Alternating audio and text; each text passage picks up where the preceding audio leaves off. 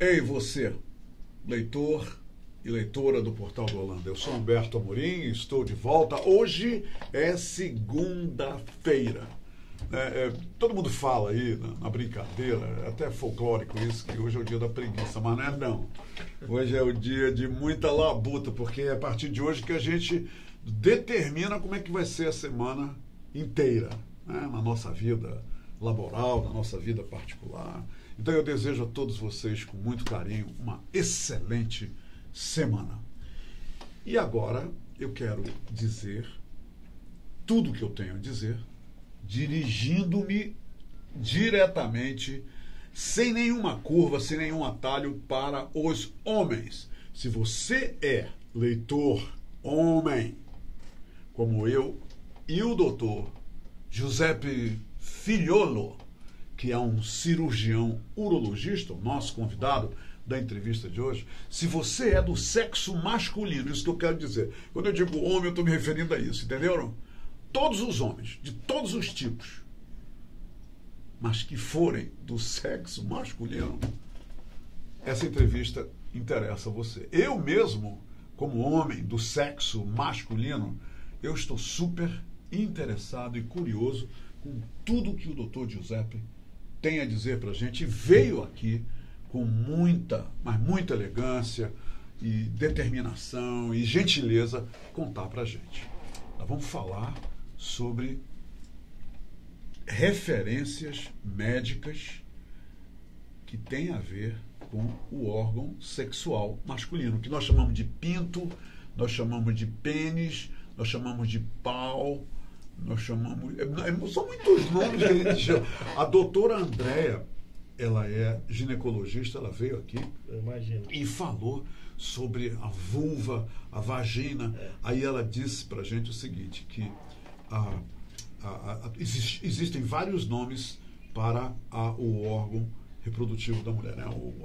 A vagina. Aí ela falou, nós falamos um monte de nomes, mas aqui marcou mesmo foi pepeca, não foi? Foi que ela falou aqui. E a doutora André disse que ela chama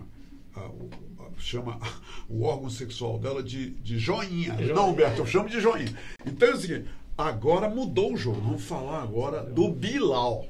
Não é, doutor? Nós vamos falar sobre o Bilal aqui, tá? E nós estamos brincando, estamos descontraindo, mas o assunto é seríssimo.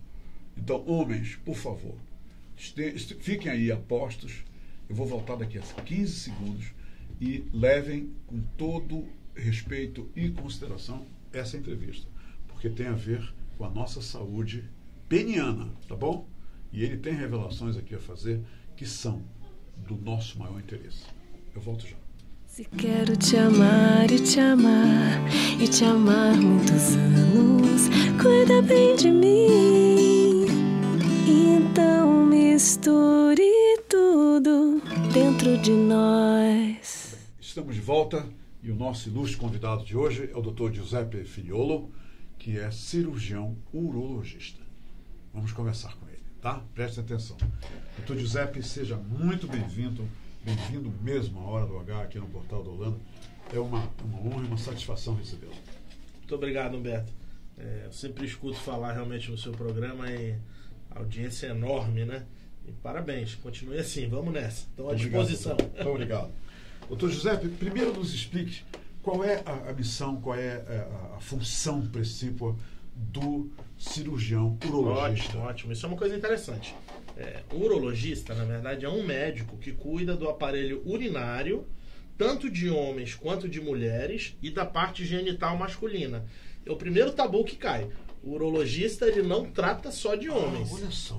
Ele trata também de mulheres. Porque mulheres têm rim, têm bexiga. Então tem problemas decorrentes nessa área também. E vai ver, muitas mulheres não sabem disso. Não sabem disso. Então já é o primeiro tabu que cai. Muito bem. A ginecologista, que você falou no início, ela trata do aparelho genital feminino. Ou seja, vagina, ovário, útero, Entendi. trompa, entendeu? O urologista cuida do aparelho urinário, tanto de homens quanto de mulheres, e da parte genital masculina.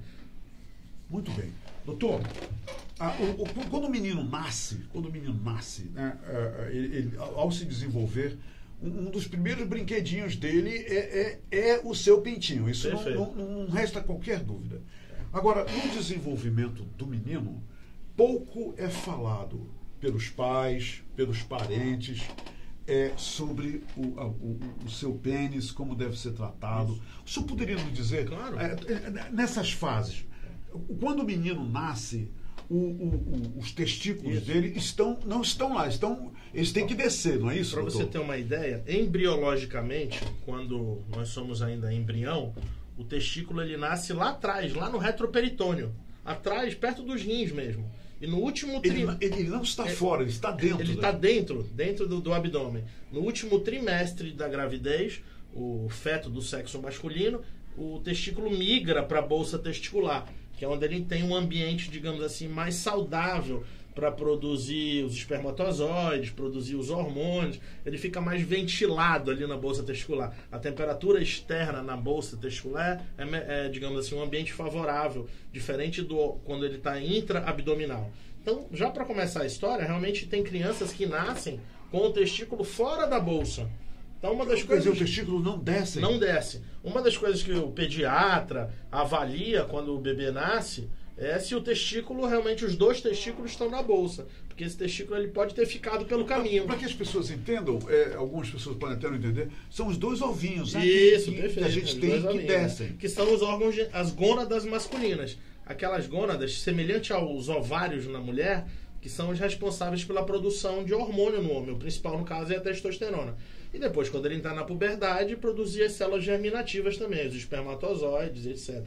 Então, crianças que não têm os testículos na bolsa podem, inclusive, desenvolver problemas mais sérios. Mas o que pode ser feito? Que o pediatra descobre que os testículos não desceram. Qual é a primeira atitude? A primeira atitude é saber onde é que ele ficou pelo caminho. Se ele está lá em cima ainda, ou se ele já está no caminho, aqui na região inguinal. E de preferência, depois que a criança, passa de 1 ano, se o testículo não foi até a bolsa, tem que corrigir. O ideal é colocar ele lá na bolsa através de cirurgia. Isso é feito através de cirurgia. E tem que resolver enquanto ele é bebê ainda, doutor? Enquanto ele é criança.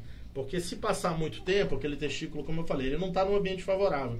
Ele pode se tornar um problema no futuro. Crianças que têm criptorquidia, o nome desse problema é criptorquidia, têm até 6 vezes mais chance de ter câncer de testículo no futuro. Doutor, a questão da higiene, né, relativa ao pênis, isso pode complicar já na adolescência o que não deveria ser complicado no jovem? Isso é muito interessante. Alguns homens têm aquele excesso de prepúcio, aquela pele que recobre a glande.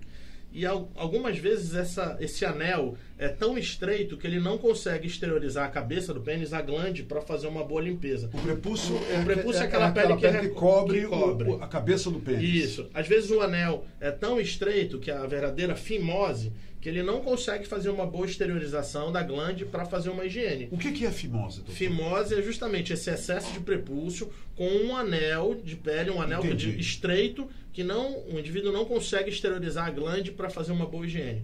E aí gera processo inflamatório crônico, porque ali tem o esmegma, acumula com secreção, pode dar infecção urinária, pode dar bala no post-it, que é inflamação.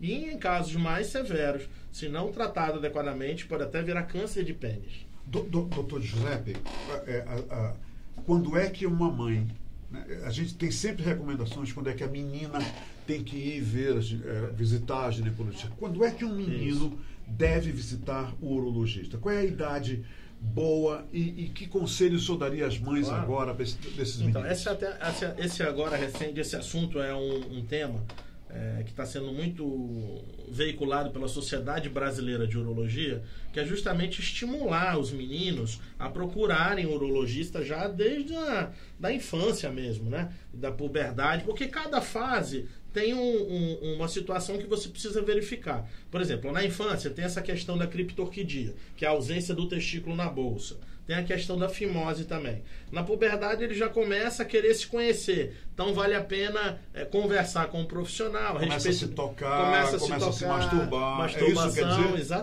Exatamente. Ver se o testículo está tendo um desenvolvimento normal, se o tamanho do pênis é normal, né? Tem uma série de situações. O pediatra, quando ele é bem orientado, e eu espero que todos sejam, ele sabe fazer bem esse papel. E no caso, quando ele detecta alguma anormalidade, aí ele encaminha para o especialista, né? Que no caso, o urologista. Qual é a frequência que existe, em termos estatísticos, logicamente, de meninos que nascem e os testículos não descem? Criptorquidia, criptorquidia é uma situação relativamente comum. Eu diria que 1 para cada mil nascidos, não é tão raro. Se você for botar em números gerais, é um número bastante frequente, né?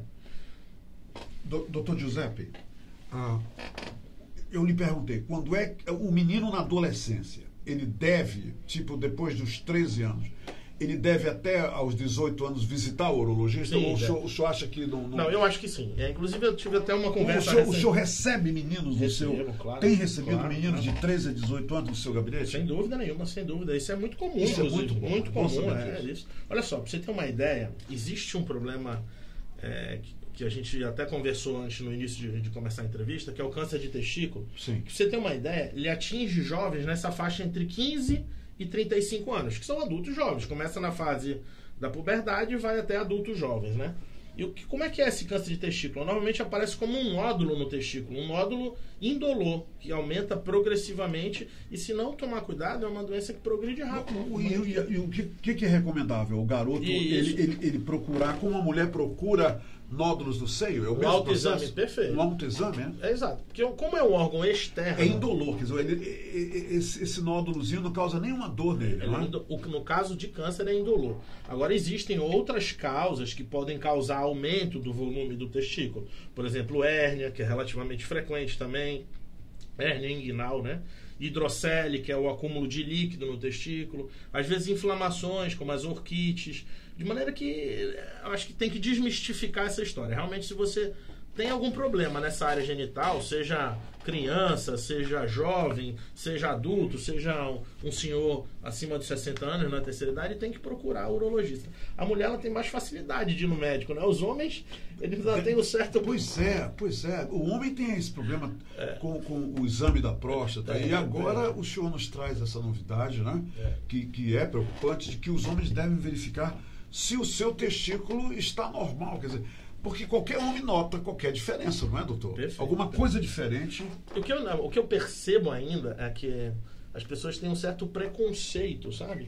Você imagina um garoto... As pessoas, os homens. Os homens. Você imagina um garoto na escola, ele tem medo de falar para os colegas, ou até tem medo que alguém descubra, para não sofrer aquela história do bullying, etc. Né? Sim. Às vezes até os pais não perguntam também, não fazem questão de ver o filho despido e etc. Isso tem que ser realmente desmistificado, porque o homem ele precisa de cuidado também. E aí, quando você encontra um problema, o ideal é corrigir de maneira precoce para que não gere, né, problemas futuros. Doutor Giuseppe, um homem pode atuar normalmente só com o testículo? Se ele perder um testículo, isso compromete de alguma maneira a atuação sexual de um homem? Isso é interessante, ó. O testículo, ele tem duas funções. Ele produz o hormônio masculino. 90% da testosterona masculina, que é o principal hormônio, é produzido no testículo. E produz também os espermatozoides, né? Através das células germinativas. Quando você tem um testículo só, você consegue produzir hormônio ainda, você consegue ter filhos. Mas o indivíduo que nasce com os dois, se ele sofre uma perda aguda de um, seja porque foi removido cirurgicamente, que teve algum problema, ele vai ter um déficit inicial de hormônio na produção de espermatozoide até aquele testículo remanescente que ficou suprir a necessidade. Porque o organismo é inteligente, o organismo é sábio. A nossa máquina, ela funciona bem. Quando você tira um, o organismo entende que aquele que ficou, ele precisa dar conta do serviço dos dois. Mas leva um tempo para isso acontecer. Mas acontece.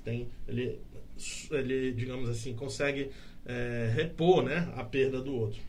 Eu tenho uma pergunta para o senhor do Adilson, que ele não esquece o erro de perguntar. É que depois de certa idade, o apetite sexual do homem diminui.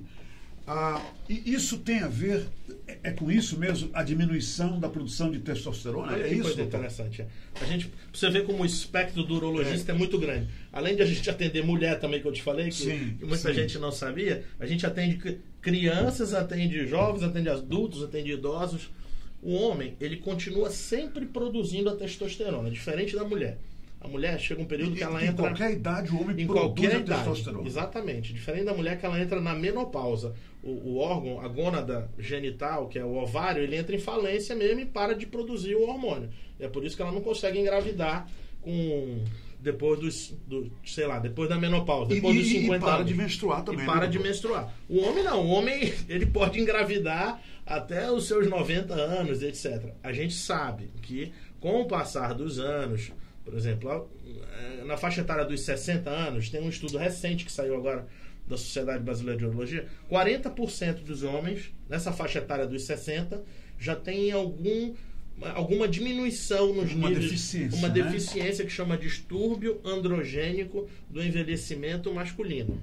Isso está ligado à perda da libido. Isso é uma coisa natural, né, doutor? É natural. É natural. Tem homens que 60% não sentem, mas 40% tem. É um número, metade praticamente, né? Isso, de maneira que está associado também com outros fatores. Por exemplo, obesidade, pressão alta, sedentarismo. Tudo isso contribui de maneira negativa. Álcool em excesso, tabagismo. Então, esses males da vida moderna que todo mundo sabe, às vezes não se previne, pode também atrapalhar. Mas existe realmente essa queda do hormônio masculino. Não zera, mas cai. E quando ele cai, os sinais... perda de massa muscular, fraqueza, irritabilidade, falta de concentração, perda de apetite sexual, engorda. Insônia está nisso também, doutor? Insônia. Isso pode estar relacionado a distúrbio androgênico. Como é que se equilibra isso? Tem tratamento para que o homem possa aumentar a sua libido, possa... Quer dizer, esse apetite sexual venha a melhorar, doutor? Olha, hoje isso está sendo muito estudado. É uma coisa que está muito na moda, digamos assim, né, na medicina.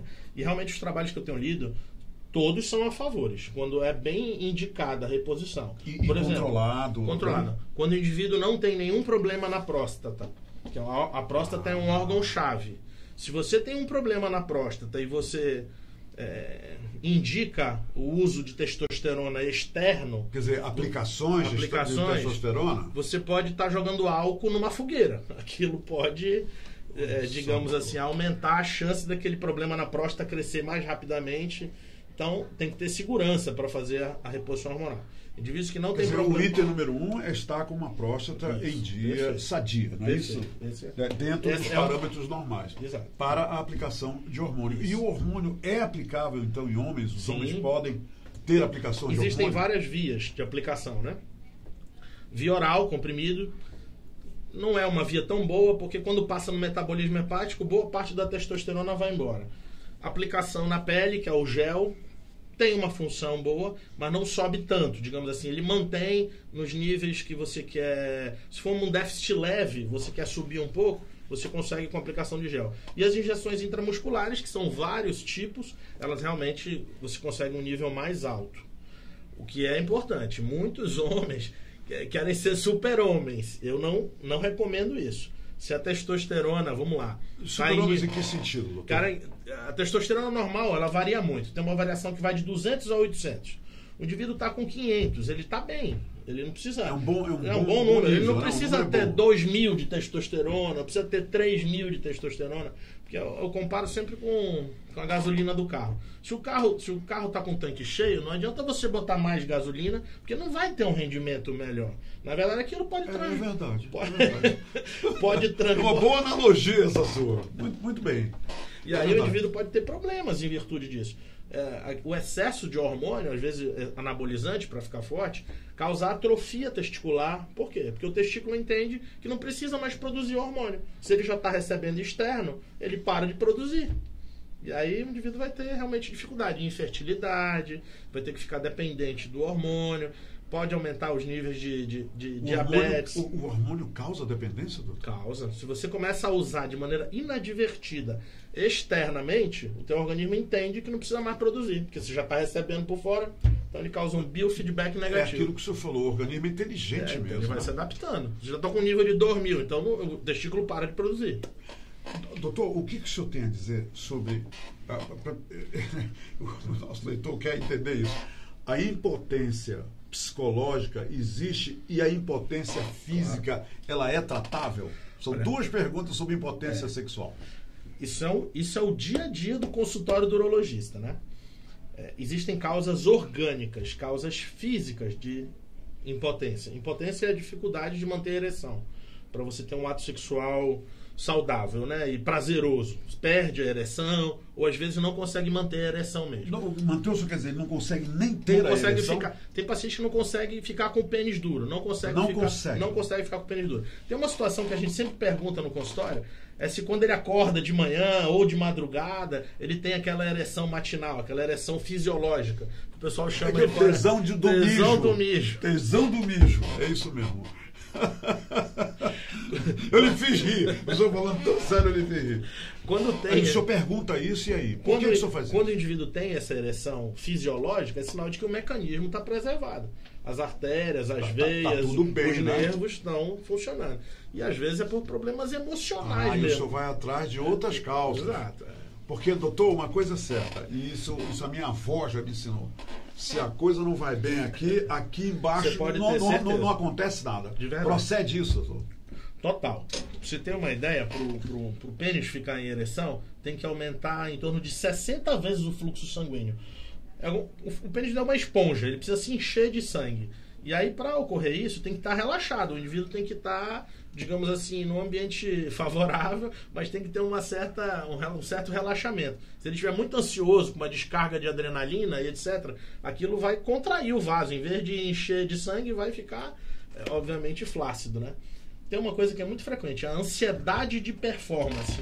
O cara... Será que eu vou levantar? Exato. Será que eu vou conseguir?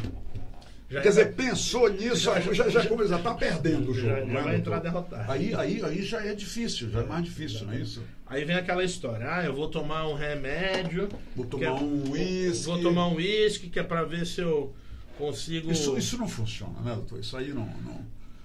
É como eu falei, né? Existem causas e causas. São situações... Por exemplo, um senhor que tem de diabético, de longa data, já toma remédio para pressão, tem problema de colesterol, triglicerídeo, um monte de coisa.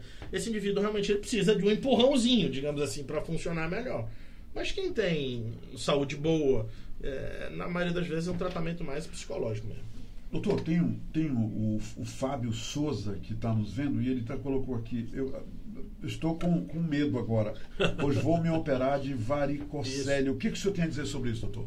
Varicocele é uma doença benigna. São varizes, são veias no escroto, no testículo. A varicocele ela é a principal causa de infertilidade no homem. A varicocele é fácil de diagnosticar. Essa operação é para quê, doutor? Para corrigir a varicocele. É como se fosse para ligar aquelas varizes que estão dilatadas. É uma operação de risco? Ele tem por que ter medo, como está dizendo? De verdade, não. Uma cirurgia simples, não tem risco maior. E a ideia é manter o teu testículo saudável, digamos assim. Porque essa varicocele, com o passar dos anos, ela pode causar atrofia testicular e dificuldade de você engravidar. Doutor, eu não vou dizer o nome dela, mas eu vou lhe fazer uma pergunta aqui. A questão da masturbação. O senhor recomenda a masturbação para jovens e masturbação é uma atividade positiva para o homem? Sim, claro. Na vida a gente tem que ter, digamos assim, bom senso, né? Tem que separar a hora de se masturbar, tem que separar a hora de estudar. Eu sempre falo para as crianças isso. Tem que separar a hora de brincar. E os jovens e a também. frequência também, né? E a frequência também. Não existe uma regra, não existe uma regra, né? Obviamente. Mas eu já vi paciente chegar comigo preocupado, que eu estava fazendo várias vezes ao dia, tinha até machucado a pele do pênis. Falei, não, então vamos parar, porque isso já não está sendo saudável. Vai até onde... Mas a masturbação, se eu puder, é saudável. Sim, claro. Se você sente vontade de se masturbar, não tem problema? Pode nenhum problema, zero problema. Inclusive é salutar mesmo. Doutor Giuseppe, o que o senhor diz às mães agora, né, que estão nos vendo, sobre os seus filhos e como elas devem lidar com esses meninos para convencê-los a visitar com uma certa frequência o urologista? E isso vai ser muito positivo para a vida dele futura, não vai? Claro, claro. Ainda semana passada eu estava conversando com uma mãe, né? E ela estava me dizendo... na minha formação, na minha família, eu não tive... Meu pai não explicava direito para os meus irmãos. E eu também, o que era comum no passado, né? Agora eu tenho dificuldade de falar com meu filho. Eu até pedi pro pai dele falar com ele. Eu acho assim, tem que conversar de uma maneira natural, né? Tem que explicar que o homem é diferente da menina, que o homem tem o pintinho, tem os ovinhos. e etc. Deixar examinar de uma maneira adequada, gentil, até às vezes no banho mesmo, quando for trocar de roupa, e você consegue identificar, né, se tem alguma alteração. Vai ver que o menino tem o prepúcio, isso, né, e a está com fimose, dificuldade de abrir, a mãe pode detectar claro, isso e ajudar a levar para resolver perfeito, isso. Né? Perfeito. Como eu te falei, o pediatra, ele é um aliado do especialista, do urologista. O pediatra, como função primordial, assim, digamos, ele tem que examinar a parte genital, né, da criança, tanto da menina quanto do menino, de maneira que é importante. Agora, eu quero ouvir a opinião de um especialista, de um urologista, ótimo. Melhor ainda. Aí vai da consciência dos pais, né? Por exemplo, o garoto tem uma percepção assim que o pênis dele é menor do que o dos outros colegas. Isso é relativamente frequente. E aí ele vai com o especialista para ver se realmente aquilo tem sentido. Às vezes é só um excesso de obesidade. Às vezes a gordura na região pubiana, o pênis fica embutido naquela gordura. E aí parece que a haste fica menor. E não é, nem sempre não se trata de geralmente quando ele fica duro, aí ele se revela no verdadeiro tamanho, né, doutor? Exatamente. Aí... Até porque pênis não se mede em estado flácido, né? De jeito nenhum. Doutor, a Débora está lhe perguntando aqui o seguinte...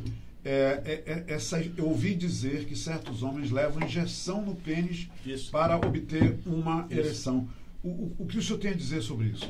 Isso é verdade. Existem várias... Uma injeção, doutor? Uma injeção. Aliás, é uma prática até relativamente comum, viu? É comum essa prática, doutor? O que ocorre? É uma injeção para ocorrer uma... E é usado o quê? Uma agulha? Uma agulha, a mesma agulha de insulina, sim, que o diabético toma todos os dias a injeção de insulina, aquela agulha pequena, que é para utilizar no subcutâneo, você aplica a injeção no pênis. Em determinadas situações pode estar indicada, mas são situações muito peculiares. São situações de pacientes que realmente já passaram por toda uma avaliação, inclusive cardiológica. É uma última instância, é uma última instância. É um último procedimento para que o... Ficar usando isso de maneira recreativa, assim, abusiva, sem necessidade, pode causar um transtorno sério. Inclusive, se o pênis ficar em ereção por mais do que 6 horas, ele pode ter uma necrose do corpo cavernoso. Pra você ter uma ideia. É uma situação que chama priapismo. Aí não volta mais. Aí não funciona mais depois. Aí acabou. Né? Isso, o que só com prótese. Isso, o que o senhor tem a dizer sobre a pílula azulzinha? Tem muita gente que diz o seguinte: eu li aí que o fulano infartou, que o fulano morreu. O que o senhor recomenda, principalmente para os idosos, como deve ser utilizada a azulzinha? Hoje existem vários fármacos disponíveis. Sim. Inclusive você compra até sem receita nas farmácias, né? Existem várias moléculas. Umas são mais seguras, outras menos seguras. Tadalafil, Sildenafil, etc. Estou dando nomes genéricos. E de marca comerciais existem essas aí várias. O senhor acha que são seguras? São mais seguras, está mencionando. Eu até conversei com um cardiologista recente num simpósio que a gente teve de atualização desse tema.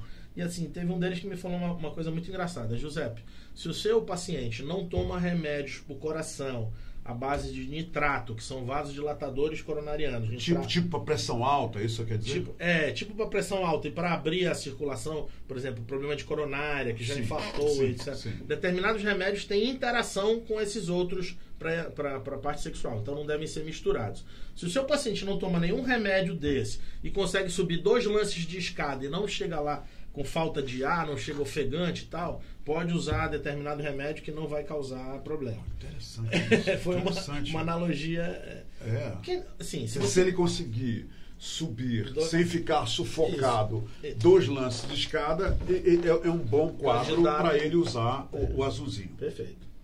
Isso não tem problema. E se não estiver usando outros remédios que tenham interação sim, que pode complicar mais a coisa. Mas os remédios hoje eles são muito seguros. São seguros e quando usados com orientação, eles melhoram a qualidade de vida. Eu tenho vários pacientes que utilizam de maneira regrada, né, com orientação e voltaram a viver plenamente. Né? Então, isso aqui o senhor iniciou a entrevista, eu quero encerrar a entrevista na mesma nota. De que, quebrando o tabu, de que o senhor atende as mulheres... Porque mulheres também visitam o urologista, perfeito, porque aí envolve o sistema urinário das mulheres. E as mulheres não precisam ir só a ginecologista, a obstetra, mas também ao urologista que atende as mulheres. É isso? Isso aí, claro. Mulher tem muito problema de incontinência. O que é incontinência? Aquela perda involuntária de urina. Aquela urina sem querer. Aquela história da bexiga caída. Sim. Quando tosse, espirra, ri, faz um esforço maior, até na relação sexual às vezes perde. Mulher tem maior chance de ter infecção urinária, porque a uretra da mulher é muito curta, diferente da uretra do homem. Então as mulheres têm mais problema de cistite. Mulher tem muito problema de pedra nos rins, de cálculos urinários. Também sofre de tumores, por exemplo, de rim, de bexiga, cistos, etc. De maneira que o urologista atende muita mulher também. Atende tudo isso. E esse câncer do testículo que o senhor falou, na verdade, isso é um tumor, né, doutor? É um tumor. É um tumor maligno. É um tumor. Tumor maligno. Tumor maligno que tem uma agressividade muito alta. Ele se propaga. Ele é agressivo. Agressivo. Então, né? Se você, eu operei um hoje, pra você ter uma ideia. Hoje. Eu fiz o diagnóstico desse indivíduo na semana passada. Eu corri logo para operar ele. Porque se não operar rápido, esse tumor ele se espalha. Ele começa a dar metástase para os órgãos vitais. Aí pronto. Aí é difícil. A quimioterapia ajuda, mas às vezes não cura, né? Doutor Giuseppe Filholo, eu estou muito satisfeito. Obrigado. Que bom que o senhor veio aqui conversar com a gente sobre isso. Muito obrigado pela entrevista. Eu aprendi um bocado, eu falei para vocês, hein? E tenho certeza que vocês, homens principalmente, e mamães, Dia das Mães agora domingo, levem os seus filhinhos para conversar com o urologista de vez em quando. Isso vai ser muito legal. E a higiene dos meninos é fundamental. Fundamental. Uma coisa que é interessante. Às vezes, por questões religiosas até, se pratica a circuncisão ao nascer, né? Sim. Os judeus. Pra você ter uma ideia, lá praticamente não existe câncer de pênis. Nos circuncisados. Nos circuncisados. Olha só. A circuncisão... E a fimose é tratada com a circuncisão, Perfeito. né, doutor? A fimose é tratada com circuncisão. E aqui nas regiões norte e nordeste do nosso país, ainda existe um índice alarmante de câncer de pênis. E meninos e mães e famílias que não vão lá e só cortar e para resolver o problema. Porque não consegue fazer uma boa higiene, aí acumula secreção, aí você imagina que depois que estiver tendo relação... pode associar com HPV, etc. Aí gera uma salada que acaba culminando no câncer de pênis e às vezes até precisa amputar o órgão. Eu tive um grande amigo judeu e agora o senhor me fez pensar nele. E eu quero contar, é uma gracinha que eu quero contar aqui, mas é que eu sempre achei interessante isso. Já que ele falou na fimose, na circuncisão, ele me disse que o povo judeu é o povo mais... Os homens judeus são os homens mais otimistas do mundo, que antes de saber de que tamanho vai ser, eles já cortam um pedacinho. Eu achei isso muito interessante. Doutor Giuseppe, muito obrigado. Obrigado. Beijo mesmo. pela entrevista. Viu? Tá bom? Muito obrigado. E eu sei que os nossos leitores, no fim dessa entrevista, como eu, se sentem muito mais bem informados de como cuidar da saúde do seu pênis.